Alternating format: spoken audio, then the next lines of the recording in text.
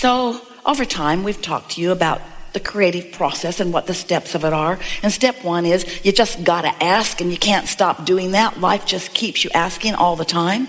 The contrast just keeps you asking. Even if you're not doing it with your words, you are asking at so many levels of your being. And that is what causes the evolution of all species. Life causes you to ask. It just does. And Source takes care of step two altogether. Your inner being over there in this vibrational reality that is so real, we gave it the name the Vortex, wrote a whole book about it because we wanted you to feel the realness of this reality that is vibrational, even though you can't see it or hear it or smell it or taste it or touch it. Doesn't feel that real. Well, so we wrote a book. The book's real. Read the book, believe the book, because this vibrational reality is real. So if you realize that this reality, this vibrational reality exists, even though you're standing over here doubting its realness because you can't see it, doubting its power because you can't smell it or hear it, then even though it is, and it is attracting on your behalf, it is attracting on your behalf to that non-physical version of you. The question is, what are you doing about being in the vibrational vicinity of what your inner being is attracting to itself on behalf of you? Did you hear all those words? Attracting for you everything that you want. But where are you in relationship to that?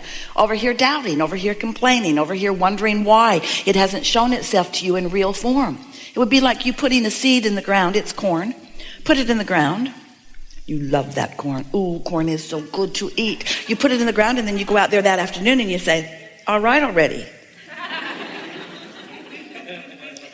Show yourself to me. It's lunchtime. Stomping on the ground, throwing your little human fit. I want you and I want you now. But there is some gestation to happen, isn't there? There are some things to happen before you see it or hear it or smell it or touch it or taste it. In other words, there is a process, and there is a gestation process in your vortex too. And we would like now to reveal to you for the first time how long that gestation process is. Ready? That long. That was too long. Esther cannot demonstrate what it is. That's way too long. That was too long too. Way too long. It's instantaneously. When you ask, it is immediately, because the source within you becomes it. And all things, all cooperative components are there. So the question isn't how long does it take for it to become in the vortex. The question is, how long does it take you to be ready for what you've put in the vortex? Because if you're complaining, you're not ready. And if you're doubting, you're not ready. So the length of time that it takes from your launching of a desire to your witnessing it in its full material form, how long does it take these thoughts to turn to your things? That's the big question. How long is it going to take for these thoughts to turn to the things I want? It only takes as long as it takes for your thoughts to turn to the things you want. Your consistent thoughts to turn to the thoughts about the things that you want. So when you find yourself talking about what you want in negative fashion, oh, where is it? I've waited so long. It just isn't fair. I'm so uncomfortable. I want it, but it isn't here. Those words are your indication. Those are manifestations of a different evolution of a different thought. So in our desire to help you feel the realness of this vibrational reality, we named it, wrote a book about it, and we said to you, until you could hardly bear to hear it again, just get into the vortex. Just get into the vortex where everything you want is, and you'll see then everything you want. And you said, oh, Abraham, stop spraying frou-frou dust all over us. Can't we talk about something that is real? And we say, it's real. You've just got to develop your sensors to understand that it is. And then you became suspicious. Oh yeah, we get it. You just want us to be happy in the absence of what we want by pretending that it really is over there. And we said, yes, that's exactly it. That's exactly it. We want you to be happy in the absence of what you want. in the absence of its manifestation. Because we know that in your happiness anyway, in your expectation of it anyway, in your trust of the vibration of it that you can feel with your emotions, even though you can't see it with your other senses, in your belief that it is there, not only will it be, but the fun in which it reveals itself to you, the pleasure of manifestation. Friends, that's what you came for. You came for the pleasure of manifestation. You came as creative genius to sift through this environment and come to your own clarity about what you want, not what somebody else wants, not what your family wants or your village wants or your culture wants, not what somebody else wants, what you want. You are the creator of your own experience, and you get to choose what you want. And when you do choose what you want, you've got to fully commit to the choosing of it. You've got to feel it as if it already is, or it cannot be, you see.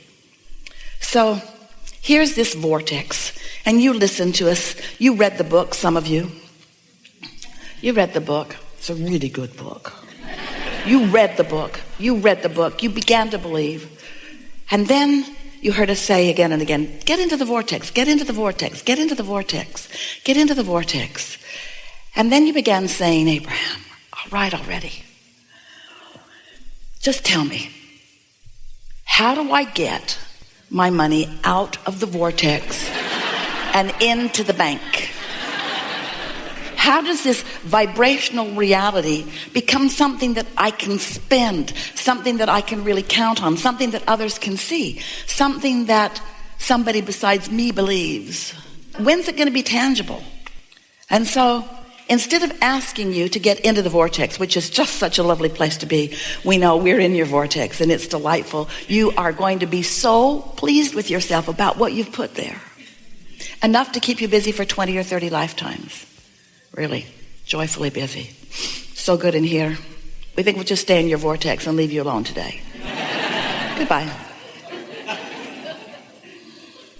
How do I get this vibrational reality to be the kind of reality that I really want, the tangible one, the one that I feel like I've come here to live?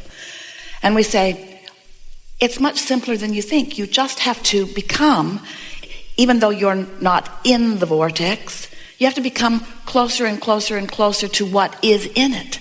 You have to believe rather than doubt. You have to feel exhilaration rather than sadness. You have to love rather than hate. You have to be a vibrational match to what's in it and who's in it. You have to be a vibrational match to the source energy who is there, you see. And so now, rather than asking you to get into the vortex, which seemed to stretch your mind further than you were able, we're now saying to you, become a vibrational match to what's in there, and what's in there will come out where you are.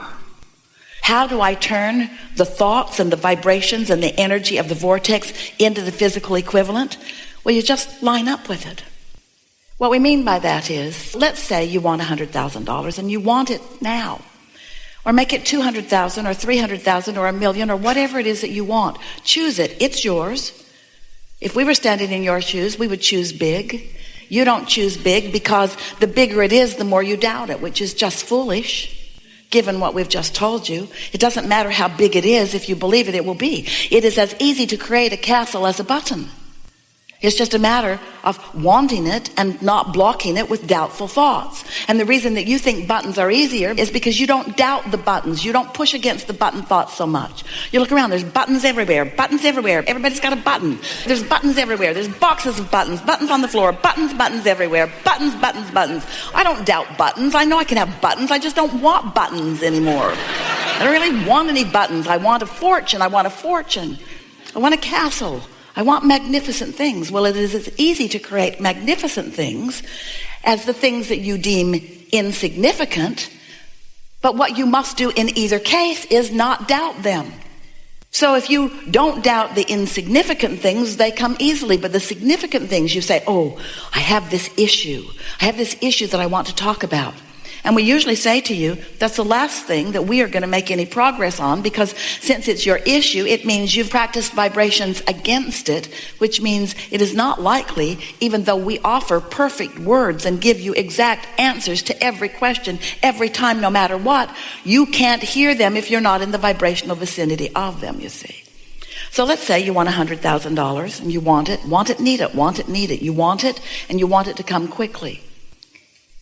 And your logic tells you it's probably not going to come today. In fact, your logic might tell you it's probably not going to come this week or this month or even this year, because your logic is coming from what you've experienced before. And it's hard for you to let go of what has been and expect something new and different. So we're wanting you to, instead of needing the money in order to be happy, and we know you would be, because it's easy to have a conditional response to good news, isn't it?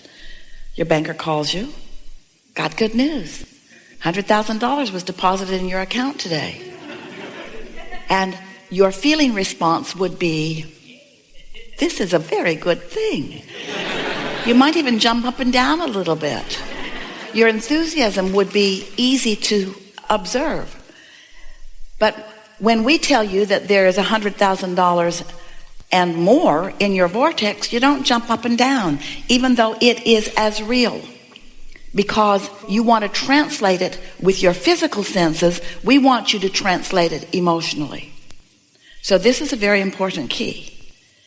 If you can accept that all that you want is in your vortex, and you can reach for the feeling place of it, what does the money mean? The 100,000 or the million or more? What does it mean? What would it mean to you in feeling terms? What would that mean? Would it mean stability? Would it? Come out and play with us. Would it mean stability? And what does stability feel like? Stability feels like freedom, like ease. It feels like fun. But stability is one thing. Fun is another thing. Freedom is another thing. So let's just explore all of them. Stability feels like confidence, feels like sureness. It feels like steady, doesn't it? And freedom feels like exhilaration. It feels like free flowing. It feels like, give us words for freedom. What does freedom feel like? Freedom. Choices. No boundaries is what the absence of freedom doesn't feel like. When you say it feels like no boundaries or feels like freedom from bondage, that's not really getting the vibrational essence of it. But when you say freedom feels like, maybe there aren't even any words, but can you find the feeling of freedom? So you wake up, you've got all this money. What's the first thing that comes to your mind under those conditions? Choices. Choices to do what? Choices to do what? Choices to please yourself, yes?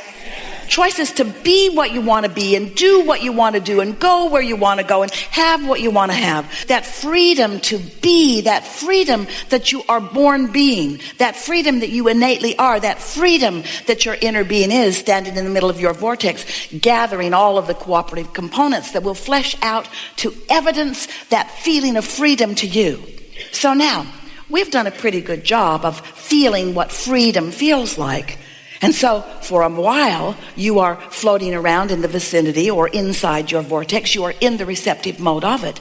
And if you maintain that, then you know what happens with the thoughts that have already turned, those energies and vibrations that have already turned to those thoughts that you just spoke to us. You already began the creative process. You already started turning those vibrations to thoughts and those thoughts to things just with this conversation that we've just had.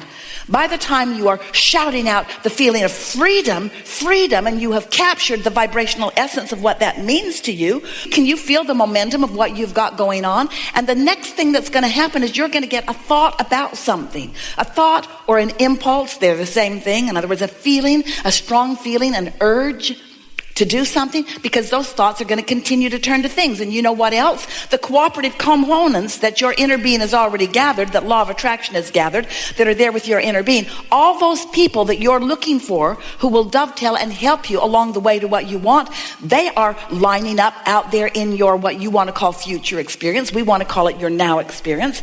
They're lining up for your discovery, for your realization, for your witnessing of them.